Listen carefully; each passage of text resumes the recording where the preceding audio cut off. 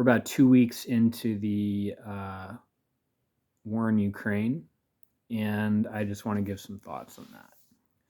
So, first of all, I think that even if Russia does take over the whole country and take over Kyiv, I think that it's not necessarily going to be a victory for Russia because there's going to be a fierce insurgency that's probably not going to stop. We're not used to seeing that in European countries, but we're not used to seeing war in European countries. So when I think of insurgents, I think, of course, of the insurgents in Iraq and Afghanistan. So you think about it being based around sort of an Islamic ideology. But I think it's really more something that desperate people do. And so I think that that's going to happen. And I've been very inspired by seeing the insurgency that's already taking place with civilians taking up arms and Molotov cocktails and prepping for war. If Russia does topple Kyiv, I think Russia is ultimately not going to have a lot of success. I think that there's a chance that the public outcry, the insurgency, and the fact that whatever puppet regime Putin installs is not going to be recognized as legitimate or valid by the people of Ukraine or most of the world. So I think that Russia will hopefully end up having to withdraw anyway. I hope it doesn't come to that. So there's that. That's sort of a silver lining if they are successful. The downside is that Putin and Russia will have a collective and individualistic wounded ego. Russia has a shame-based culture, which is what ties it more to the East and the West. Europe and America, the Western world, we're not really shame-based. I don't know what you'd call us, but that could make Putin and Russia more dangerous because they'll want to save face and regain their honor, and that might make them more dangerous to the entire world. So there's that possibility. Because remember that the support for Hitler and the Nazis and World War II was largely the result of Germany's shame after losing World War I and the conditions put on them. So we could see that happen here. So that's a possibility. So those are my sort of anti-Russian, pro-Ukrainian, or pro-Ukraine thoughts. But I also want to mention the fact that there are valid criticisms of Ukraine as well. Doesn't justify what Russia did, but they've done some things wrong too. One is it's against the Geneva Conventions to put POWs on screen and broadcast it. That's against the Geneva Conventions because it's used as propaganda. So that's a valid criticism. Another criticism is, and this is a complex issue, and I don't claim to know all of it, but even though the government is not run by Nazis, as Putin claims. He claims to want to denazify Ukraine. Ukraine does have a sizable portion of neo-Nazis. And that's a fact. And seeing some of that on screens, I saw a video about this Ukraine neo-Nazi camp for kids.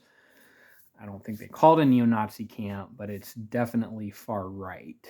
And so it seems like they might at least have a role in the fighting. There are already neo-Nazi militias, and so I don't claim to know how all of that works. I'm just saying that there's doubt in my mind about whether the entirety of the cause is righteous. I don't know, but I have heard some journalists claiming that it does. I also, another criticism of Ukraine is that it's been classified by, I think, the UN as the most corrupt country in Europe. I think they said I don't know if that makes it more corrupt than Russia, because I don't know if they're including Russia in Europe, since it's Eurasian, so it's more European than it is Asian. But I don't know. But it does have a very corrupt government. I don't know how corrupt Zelensky is, or if he is. He seems like a really cool guy to me. I think it's inspiring seeing him staying in the country and fighting.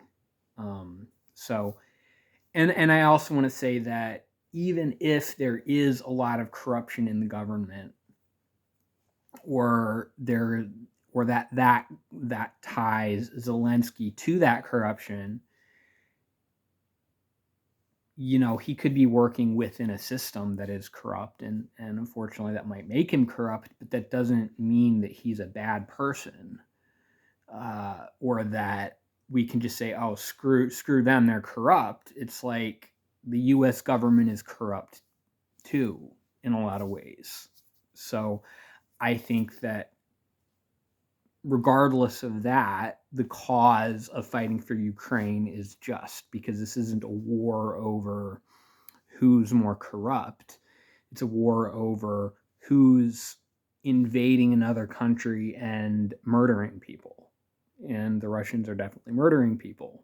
If you see all the civilians they're killing, it's barbaric, it's disgusting. And Ukraine at least isn't doing anything like that. So I definitely am pro-Ukraine, generally speaking, like 100%. I'm behind them. I'm just saying that if you want to deal with the complexity of an issue, you gotta acknowledge,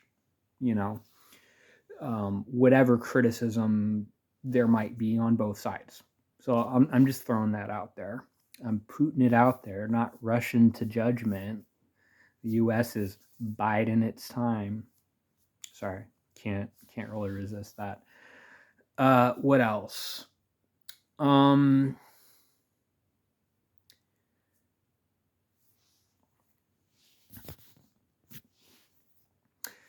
There is a chance still that without Kyiv falling, that Russia will withdraw and that the Ukrainians will win. I think that that's a much smaller likelihood than it falling. I think that that's at least 90%. I feel 90% sure that it will fall, but there's still that 10% possibility. I saw this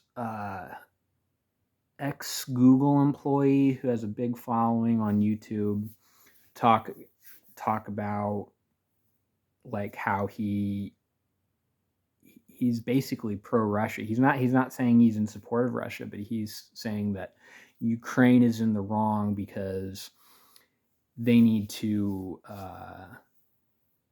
they need to surrender because it's their fault for all the killing happening, because if they would just surrender, then the war would be over. And it was infuriating to see that, not because I don't expect somebody out there to say it, but this is a very educated, intelligent person, um, with a big following online, and so I found that rather disturbing. And he made a couple more videos in which he doubled down, and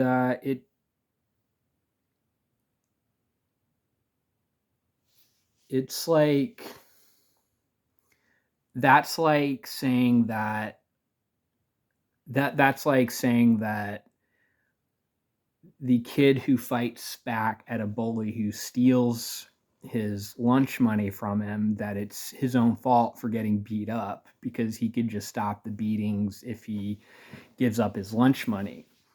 And I would also say that even if Ukraine is ultimately going to lose, and they could stop a lot of those deaths by surrendering, the bigger picture is that if you show that you're willing to fight and that you're not just gonna take it, that's what stops that from happening in the future. Um, France surrendered to Germany, and maybe they decided that in their case it was, if I'm not mistaken, um, and that might be the best thing to do for certain countries in war. If you know that you are going to get taken over, and it's sometimes the most rational choice just to survive. So that's valid. But in this case, I think it's a really good thing that there's such fierce fighting. And anything else? I don't know if it's true, like some people are saying, that America and NATO made choices that were like wrong against Russia and that it's our fault. That's what I've heard some people saying. I will say that even if that's the case, the fact that Russia was willing to do this shows that proves that Russia is a corrupt and warmongering country. They're warmongering in this case, so screw you guys. Now, it doesn't mean that we were right to do whatever diplomatic or strategic or treaty decisions. I'm just saying that uh, what Russia is doing is evil. And if you are dealing with an evil country and regime like that, then maybe it makes even more sense that we would try to make decisions that would thwart Russia. Unfortunately, I guess, it. I don't. I don't know. I don't know. I'm just saying it's disgusting what Russia is doing, and that should be obvious. I don't think that I should have to make that clarification, but it does make me pretty angry at them. So I hope that they don't go nuclear, on us. I don't think it's going to happen, but I do think that I do feel like with the chaos in the world today, especially with COVID, I think that World War III is probably more likely than not. I'll just say 50-50. I don't know. I don't know at what point you'd call it World War III, but China might invade Taiwan. I also think that COVID didn't play a direct role in what Russia did, but I do think it set the stage. I bet you if you could turn back time and stop COVID from happening, then this wouldn't have happened. I think that definitely Putin capitalized on the fact that the world is unstable and that all the rules for how societies and nations operate have just completely changed. And that makes it a lot easier for somebody to come in and make new rules, such as we can invade you. And so the fact that so many societies have become so broken down by COVID, as well as like in the US, we've had all these riots, and there have been COVID riots all over the world as well. I think that the instability that is pervasive throughout the world is just going to this is like putting gasoline on a fire. And once that fire gets going, I think it's going to be really hard to put out if we can. Just hoping that doesn't lead to nuclear war. As an American, I hope that it doesn't lead to war on our own soil. I don't think that's going to happen, but I do think that it could.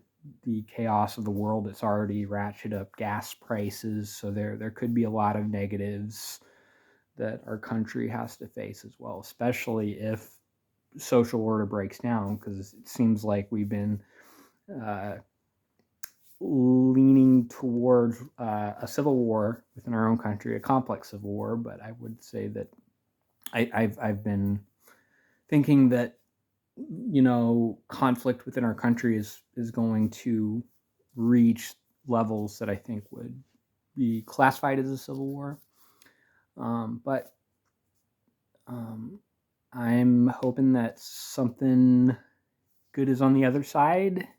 I think it is. I think that the human race will continue on, and this chaos is sort of, the chaos that has to happen for the old way of things to die and for new age to come. I just don't know when that's going to come, but I am very hopeful, and I'm not afraid. So, yep, those are my thoughts.